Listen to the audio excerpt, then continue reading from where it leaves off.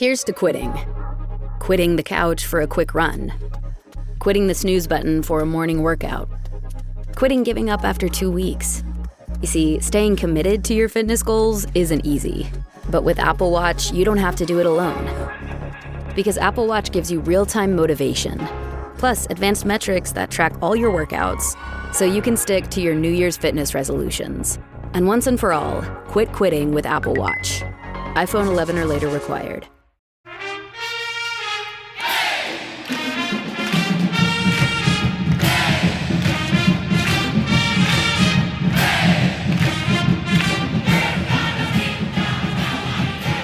Hey there, Duke fans. Time for episode 130 of DBR Bites, the Duke Basketball Roundup. Jason and Donald here with you. I know we were with you just yesterday as we discussed the victory over Georgia Tech. We are here to preview the next game against Florida State coming up this weekend. And, you know, it's even possible, just depending on when this hits your feed and the such, look, it's Friday afternoon, the game's Saturday. It may even be that you are listening to this after Duke has already played Florida State. If that's the case. I hope not. I think people are ready. I think people are ready for this. Yeah, they know our pattern. But if for some reason you're like, I'm not going to listen to a Florida State preview, well, you need to stick around. Because after we talk about Florida State, we are going to recap the Blue Devils' victory over the Arizona State Sun Devils in the Sun Bowl, the Tony the Tiger Sun Bowl. We enjoyed our Frosted Flakes on New Year's Eve. We most certainly did here as Blue Devil fans. And so we'll be getting to that. So no matter what, you're required to listen till the end. That's how this works. Yeah, those are the rules. I don't make them. I just have to follow them. All right. Yeah. So let's start, Donald, with the game against Florida State coming up on Saturday, Duke's first ACC road contest. We've obviously played a couple road games, legitimate road games already this year, Army, Michigan State, but anytime you're playing on the road, crazy things can happen, that's for sure. Tell me a bit about this Florida State team. Somewhat like Georgia Tech, they haven't beaten anybody, have they? They have not. And let's back up quite a little bit because Florida State, first of all, this game is on CBS, big CBS, 3:45 start. So it's like a weird time on a weird channel for an ACC game. So make sure you're tuned into the right channel, 3:45 p.m. on the East Coast on CBS. But Jason, this team is a little bit interesting because obviously for the first time in this podcast history, we have to talk about a Florida State team without Leonard Hamilton, who was one of our favorite non-Duke coaches in the ACC. He has retired. It's now Luke Laux, who is in charge of this team. And as you mentioned, they've had a struggle this year. They've played some good teams. They just haven't beaten any of them. And as they're 7-7 right now, 0-1 in the ACC, they just lost their first ACC game to North Carolina. They haven't beaten a team that's higher than 213th in KenPom. That's Donald, that's incredible. I mean, they played, I'm sure you're going to get into it. They played some close games. They played some decent games. They played some good opponents. But for them to not have a victory over a top 200 team is just, it's unbelievable that an ACC team, I don't even know what to make of it. It's crazy. Yeah, and like you just said, they've played some good teams, right? They played Florida, loss, Texas A&M, Georgia, Houston, Dayton, and of course they played UNC in their first ACC game, which is a tough task to play UNC. UNC is looking pretty good so far this year. Their big bad loss was to UMass. UMass is 176th in KenPom. That's a game they should not lose.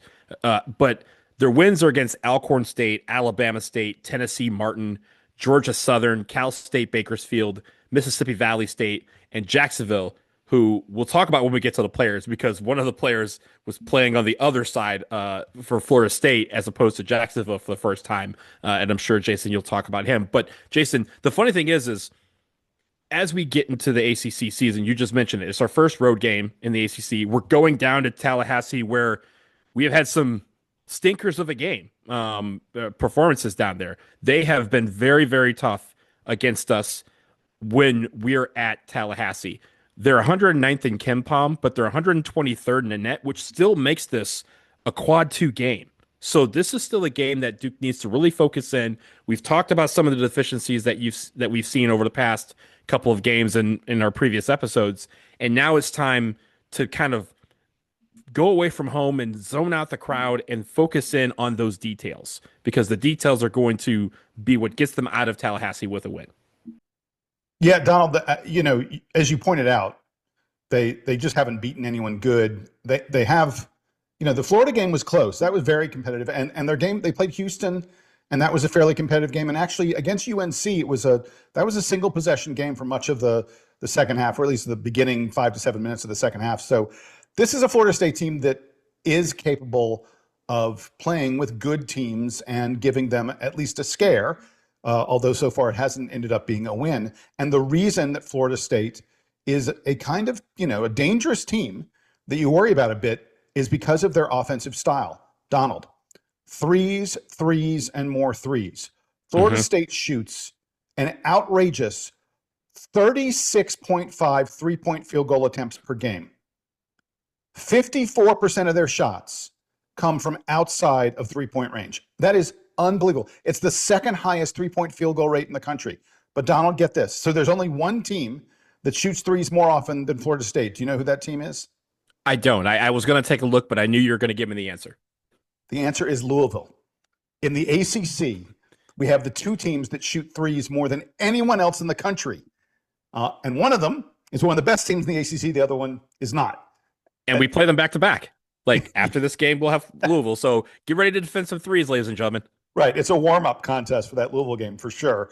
And the fact that they take all these three-pointers is partially because Florida State plays at a just lightning fast pace. They try to get off a shot before the defense is ready for them. They play with the fifth fastest offensive pace in the country, fifth fastest team in the country at getting off shots. And it's kind of interesting that despite that pace, they've done a decent job at avoiding turnovers. This is not a team that turns the ball over. A lot of teams that play super fast are sort of like, yeah, we're going to turn it over occasionally because we're trying to race around so much. Florida State has done a decent job of avoiding that. Well, I'm talking about a team that shoots a ton of threes, that plays at a fast pace, that doesn't turn it over a ton. You would think, wow, that offense for Florida State, they must be really great. They're not. The problem with this attack that they have is that they are terrible three-point shooters. So, Jason, if I may, I think the funny thing about that, just going back to the pace, they kind of play a style similar to what we envisioned Duke doing, but on a much wider scale. Get this. Duke has 7 games this year where they've had 70 or more possessions. That's a fast pace. FSU only has 2 games with fewer than 70 possessions. Yeah. And they have 4 games over 80 possessions, which means they're just coming, and that's what leads to their paces. They're just coming down, jacking up threes, going down, getting the ball back, going down, jacking up threes, going back.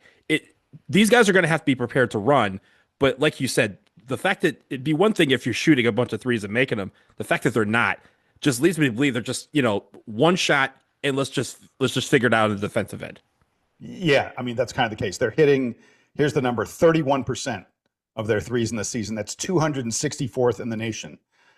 As you might imagine, a team that shoots a lot of threes, doesn't take the ball inside a lot, does not get to the free throw line much at all. They do a very, very poor job of getting to the free throw line. And when they do take 2-point field goals, even though they hit them at a decent percentage, they get them blocked a lot. Like their block percentage, on offense, 308th in the nation.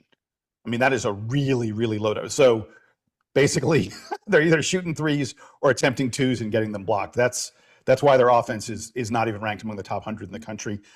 One interesting stat I noticed, something Ken Pomeroy has added to his website, is that he now has the average distance of your 2-point field goals, which is a really interesting way of measuring, does a team, do they take those mid-range shots or do they get the ball right up there close to the bucket? And Florida State is really, really good at getting shots really close.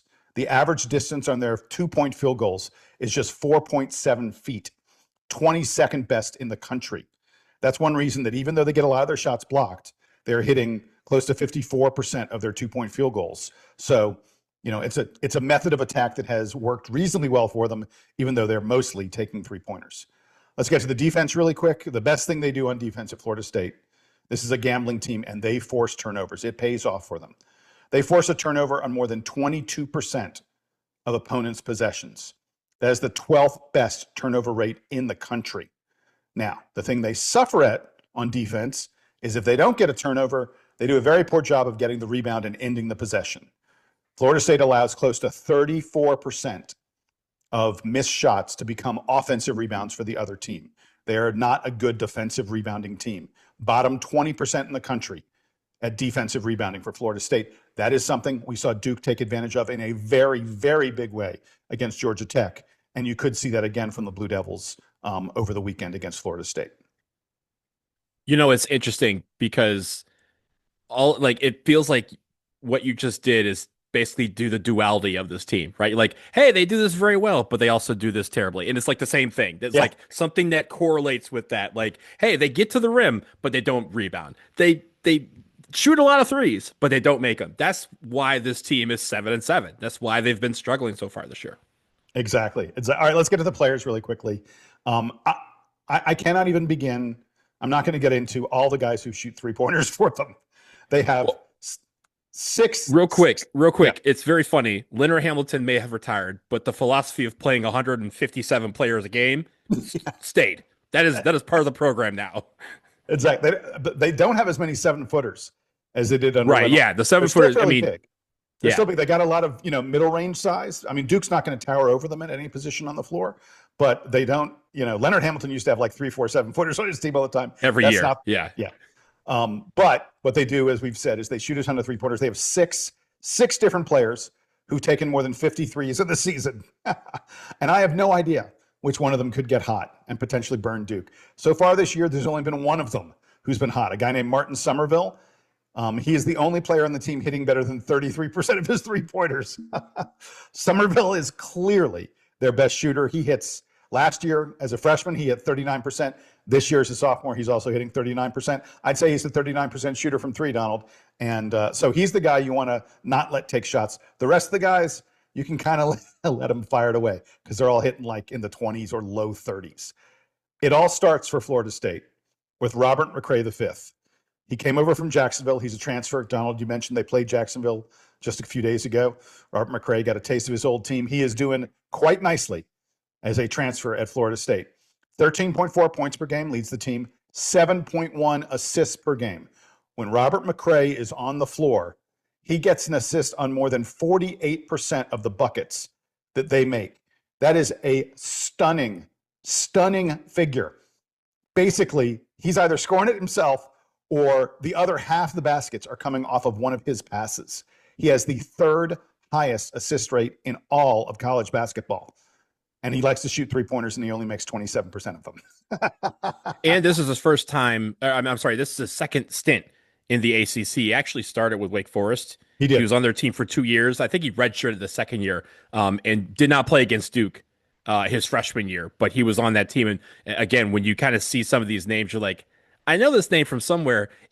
For a lot of them, it's not Florida State. It's from somewhere else. But Florida State is weird. The portal really allows teams to get second cracks at Power 5, Power 5 play, and that's what Robert McCray has taken advantage of. Yeah, and speaking of that, the best big man that they have is a transfer from Clemson, Chauncey Wiggins, who is a guy we've watched him at Clemson for a couple of years now. He's averaging about 12.3 points per game, just 4.8 rebounds a game. Chauncey Wiggins, I remember this about him when he was at Clemson. He's like 6'10", 6'9", 6'10", not really interested in getting inside and scraping it up with guys. He's never been much of a banger. He did, by the way, have a really nice game against UNC this week. They played Carolina, and he got 16 points and 10 rebounds, which is that's a big game for Chauncey Wiggins. And he mostly did it playing against Caleb Wilson, who's a truly outstanding power forward. So for Chauncey Wiggins to have a game like that, Chauncey Wiggins gets the wonderful task. Played Caleb Wilson earlier in the week, plays Cameron Boozer later. Although actually Chauncey Wiggins, even though he's got the size, he sometimes is playing on the wing. He's not playing power forward. So maybe he won't be matched up as much with him. But in any event, Chauncey Wiggins is a guy who, like I said, for a 6'10" guy, he likes taking three-pointers. Last year, he hit better than 36% of them when he played for Clemson. This year, he's taken them more often, and his shooting percentage is down to 29%. So not really working out so far. Their top rebounder, speaking of guys who do want to play inside, a really key piece for them is a guy, 6'9", 230, Alex Steen. Not a big scorer, Donald. Just 7.2 points per game.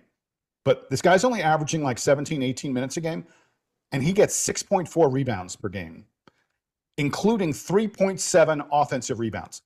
If you're grabbing close to 4 offensive rebounds in like 16, 17 minutes a game, that means you are a offensive rebounding stud. Duke needs to, we need to be careful that this dude doesn't grab offensive rebounds and create opportunities for extra shots for Florida State, because, you know, Florida State's just, they're gunning it up there all the time. And Alex Steen is the guy that they are counting on to get those offensive rebounds for them.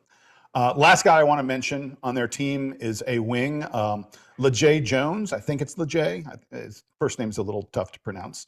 LeJay Jones, he's 6'7", 220, very solid. Like he's solid. Just you look at him, you go, this is a dude who uses his weight to get where he wants to go. He's averaging about 11.6 points per game, 5 rebounds per game. He's, by the way, a really nice two-way player. Does a very good job of using his size, physicality on defense.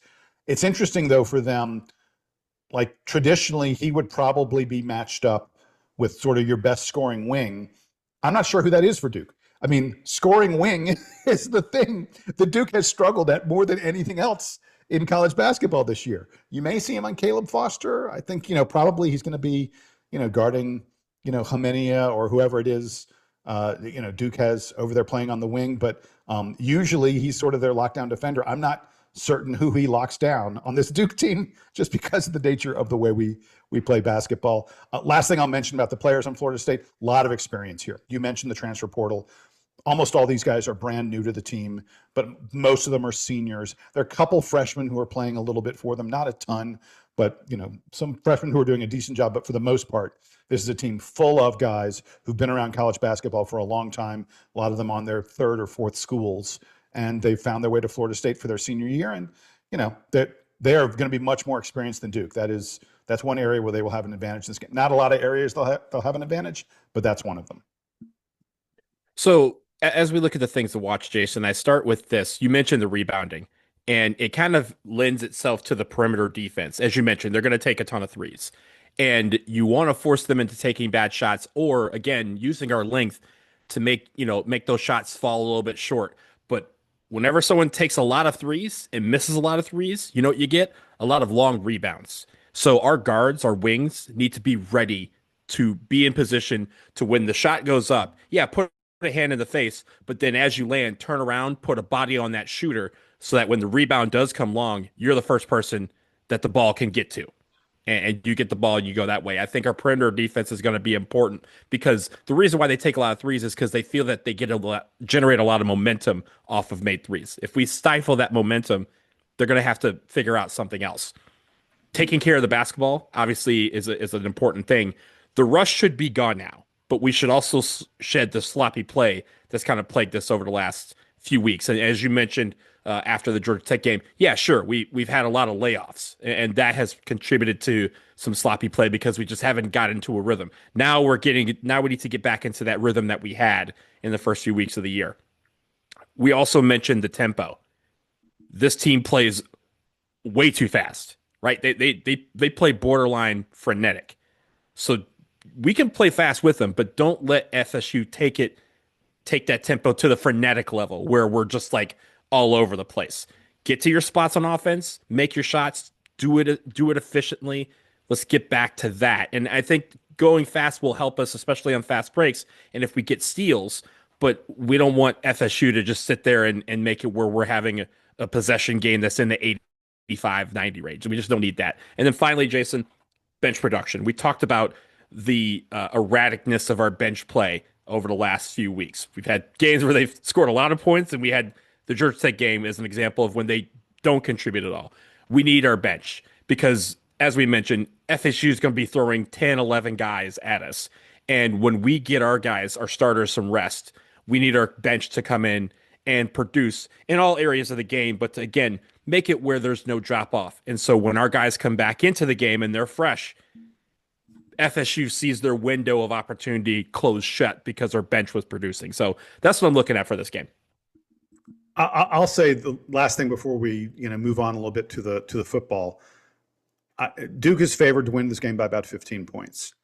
I really want to see Duke get back to being the defensive team that we were earlier in the year.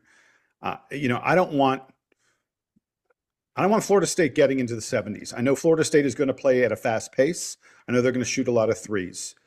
This Duke team is best. We've talked about it. You specifically brought it up on the last podcast when I was lamenting the way the Duke defense has been suffering. The fact that Duke, for the most part, doesn't let teams get into the 70s. Teams are usually, earlier in the year, teams were getting into the 50s.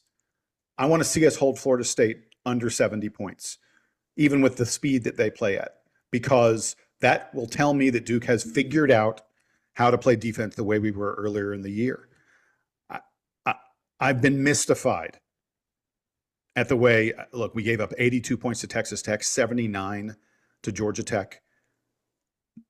Duke is too good a defensive team to let teams get those kind of numbers unless you're talking about a truly outstanding offensive team. And Florida State isn't an outstanding offensive team unless they somehow find out for the first time all year that they're going to get hot from three.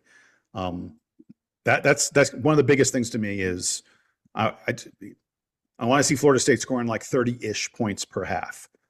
That to me would be a sign that this Duke team has reversed what has been a disturbing trend over the past couple of weeks.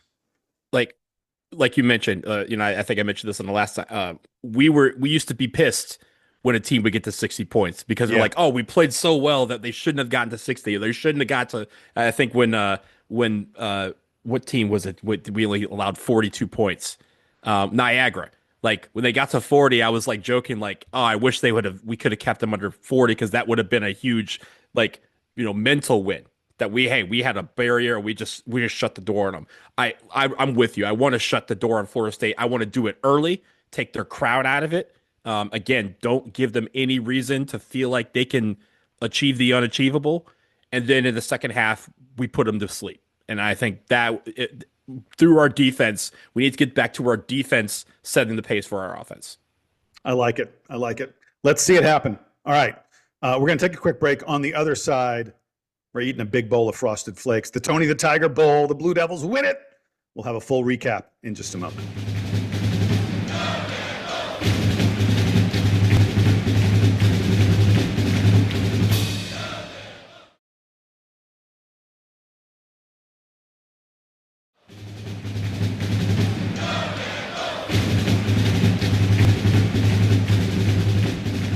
Back from the break, Jason and Donald, DBR Bites, and it's time to talk a little bit of football. Duke ends the season 9-5, 4-game win streak as they defeat the Arizona State Sun Devils in the Tony the Tiger Sun Bowl by a score of 42-39. An incredibly exciting game full of tons of offense, 42-39. Yeah. Hey, Donald, there are basketball games where Duke opponents struggle to get to 39 What was the score of UVA Virginia Tech? It was very close to this. Yeah, you're right. Actually, the other day. Oh, God. In any event, just a great game. Darian Mensah finishes with 327 yards passing, 4 touchdowns. That matches a Sun Bowl record. Nate Train, the Nate Train was rolling, especially in the second half. 170 yards on the ground for Nate Shepard. Averaged 7.7 yards per carry. Quayshawn Brown had the game of his life, Donald. I mean, 10 receptions, 178 yards, just his second 100-yard game of his career. It was a ton of fun to watch, and it went down to the final seconds where the Duke defense, much maligned Duke defense, got key turnovers. Donald, all year long, when Duke won the turnover battle, they won the game. That was the story consistently. This game, we won the turnover battle 3-1. Tell me what are your favorite moments? What do you want to tell me about this fabulous, fun Sun Bowl game? Well, it's funny. You mentioned the defense, and it's funny. They had real trouble containing Jeff Sims. You talked about in the preview that he was going to be a monster to keep up with. He had 375 yards passing, 3 touchdowns, 70 yards on the ground with 2 touchdowns. He accounted for all 5 of Arizona State's TDs. But again, the story was the 3 takeaways. There was 2 fumbles that we recovered, and then Luke Murgott, who apparently saves clutch for clutch moments, he got another clutch game-sealing interception at the very end of the game. And I feel like with this team, and they had to overcome a lot, right? In the first half, it was the highest scoring half of any bowl game this season, 28-24 at halftime. We lost Kobe Smith during that game in the first half. He snapped his leg in a gruesome injury. We really hope that he will be okay. We had Landon King, who was ejected in the first half for spitting at somebody after a Duke touchdown. It's basically spit in the direction of a player, and it was right in front of a referee. So he gets ejected. Arizona State then has someone jump into the Frosted Flakes Bowl after an interception, and he taunts the sideline. He gets ejected. This was a wild first half. And I think throughout that, I think Manny Diaz said something of this effect after the game. He was like, these guys, they just had to stick with it because they could win a legendary game. And that's what they did. This was one of the fun bowl games that we've had. And Duke, over and over on offense, was able to make plays. Jeremiah Hazley had a great touchdown. You mentioned Queso with his 69-yard touchdown. And probably the lasting image is of him scoring that touchdown and then immediately jumping into the Frosted Flakes. There's a great photo of him online with that, and it was really cool. But also, Jason, on fourth downs, Duke 3 of 5 on fourth downs conversions. Arizona State 1 of 4. So our defense, even though they gave up 619 yards of total offense to Arizona State, they had those moments that mattered. They had those turnovers. They had the turnovers on downs. They had the interceptions. And that was just enough for Duke to come back. And again, these guys believed in themselves. But I'll end with this, Jason. You mentioned Duke finishes the season 9-5. They were 5-5 after getting spanked by Virginia. Their last 4 games were each games where they got a trophy. They won the Victory Bell against UNC. They won the state championship against Wake Forest. And there's a nice little North Carolina, I think, is a pig. They won the ACC championship, avenging their loss to Virginia. And then they get the Sun Bowl title by beating Arizona State. I think that's a hell of a way to finish the season. I think there's a lot of promise that was shown. And it's funny, the struggles that we had early in the season are what fueled the comebacks and the last minute big plays that we had in games down the stretch when it mattered. And they almost played like they had no fear and no frills. Even against, Wake Forest, they won that game and they said, hey guys, all right, cool. Our season's done. We're going to wait for a bowl game, but just maybe we're playing next week. And if we are, we're going to be ready. At midnight, they found out they were playing in the ACC championship game. They made the most of that opportunity. They go to the Sun Bowl. They have a back and forth game. They take advantage of the opportunities given to them. And I'm glad they walk out of there as Sun Bowl champions. So it was a fun game. It was a fun end to the season. It sets us up nicely for next season as well. Obviously, we have a lot of our guys coming back. I did want to note before we recorded, Henry Beelan IV is entering the transfer portal. Just want to say for him, I really hope he goes somewhere where he gets a chance to start. He had 2 starts in his career, and they were both in bowl games. This is the first bowl game that he did not start. He won the 2023 Birmingham Bowl when Riley Leonard had decided to enter the portal, and then last year subbing in for Malik Murphy when he entered the portal, he played and started in the Gator Bowl. And so I'm really, really happy that he was the consummate team player throughout these years, and really hope he lands somewhere and gets some playing time because he deserves it. Yeah, and the reason he's leaving is because it's very, very clear that Darian Mensah will. Darian Mensah's the man. Yeah. Yeah. In fact, there is, look, it's early and it's super hard to get noticed unless you're at, a team that's consistently in the top 10. But there's Heisman talk. It seems crazy, but there is Heisman talk surrounding Darian Mensah. That's how big a season he had. Donald, have you looked at his season stats? He ends the year record-breaking. 34 touchdowns and 6 interceptions. And dude completes more than 2 out of every 3 passes that he throws. I mean, there's legitimate Heisman talk surrounding Darian Mensah for next year. And, we don't know definitively about Nate Shepard. He has not entered the transfer portal yet. I know there's lots of optimism that he is going to decide to come back to Duke.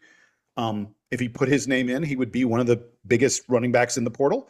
But I think there's a very good chance that Duke is going to bring him back. We've talked about on this show, Cooper Barkate is coming back. I'm pretty sure we've heard Kason Brown is coming back. I'm not sure I've heard that definitively, but that's the talk. Jeremiah Hazley is coming back. I mean, Mensa's getting a lot of his guys. Duke has work to do in the portal. We need work on the line, both offensive and defensive line. We really need some help in the defensive backfield, it looks like. But the pieces are there for Duke's going to be like probably one of the top 4 teams in the ACC in the preseason. In the preseason poll, I would expect Duke to be somewhere in that, 3, 4, 5, 6 kind of range. And that's a really good spot. That's better than Duke usually is. And we usually outperform what the expectations are. Well, next year, expectations are going to be ratcheted up in a pretty big way. And that's exciting from the standpoint of being a Duke fan. Duke's going to get preseason top 25 votes, I bet, Donald, which is just something that doesn't usually happen for us. So these guys ended the season so strong, won all these things that they wanted to win. There are multiple trophies coming to Durham, as you pointed out. And it was an incredible season, and just excited to see Manny Diaz and this coaching staff build on it in the offseason. I think that Duke's going to be very active in the portal. It is a very attractive place to go. Yeah, and I think also you can say to these guys who are, some of the guys that are currently on the team who might be considering their future one way or another, hey, come on, we just won an ACC championship. You were a big part of that. Come on back. Let's run it back. Like, the idea that in some way, shape, or form, Duke is going to enter next year in football as one of the targeted teams, right? Because we have the championship. Sure, there's the Miamis, the Clemsons may reload, the Florida States may reload. You may have Virginia and SMU and some other teams. But defending ACC champion is going to be next to our name the entire season, and we're going to have to prepare to play like that. And I think that's great. And Jason, don't look now. You mentioned all of Darian Mensa's accolades on the throwing side. Don't look now, but he's also running a little bit too. He had a 34-yard run, which was really, really cool. Biggest run of the year, yeah. Yeah, longest one of the year. Now, his sacks kind of took his total down. He hit 4 carries for 21 yards. His sacks kind of reduced that total, whatever, right? No. But again, he has discovered that, hey, it's okay to put it on the ground, to tuck the ball and run if I have this, get this first down, extend the drive, get out of bounds, stop the time, that sort of thing. He doesn't have to be Michael Vick and run for 150 yards every game. He doesn't have to be Jeff Sims either. Apparently Jeff Sims is trying to does that every single game, right? He gets close to 100 yards. He doesn't have to be that guy, but his arm is so dangerous. And the fact that we have some of these key pieces, these key skill players coming back to even add, and then we have the chance to add even more firepower. Like, this is a really good time to be a Duke Blue Devil fan in most sports, but especially in football, because the optimism that we end the season with is so high. And now we enter an offseason where they prepare for some expectations. And we've said that that's what we wanted. We want to be able to see this team rise to those challenges. We're going to have this opportunity to get better in the offseason and look forward to a great next year where they still have a tough schedule, but it's one that in every game they're going to walk in and say, hey, we can do this. We've already done it. This is our time. Duke went 8-3 against power conference opponents this year. I guarantee you there's a tiny handful of teams that won 8 games against power conference opponents this year. Duke now has back-to-back seasons where we've won 9 games. There are not a lot of power conference teams. I mean, like, you're talking about the teams in the playoff. There are not a lot of teams outside the playoff who are winning 9 games consistently the way Duke has been lately. So, and I also think, I can say this because nobody can disprove this, but the semifinals of the college football playoff are going to be up. Of course, Miami is going to be in there. Duke would have been on the other side of that because you can't prove otherwise that we wouldn't have beaten Oregon and then maybe like a Texas Tech to get to face Indiana in the Peach Bowl. You just can't tell me otherwise. So you can leave that dream, and all the other 3 teams can thank Duke. And actually, Miami can thank Duke because Duke wins this game. They're not in the position they are right now, facing Ole Miss in the Fiesta Bowl next week. So everyone can just breathe a sigh of relief. We've spared the college football playoff of the air quotes disaster that would have taken effect by us winning the whole damn thing.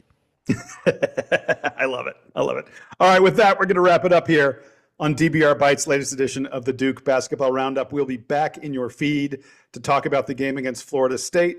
We'll also be previewing the game against Louisville. Big contest coming up next week. And until then, he's Donald. I'm Jason. They are the Duke band playing us out and taking us to Tallahassee for the Seminoles.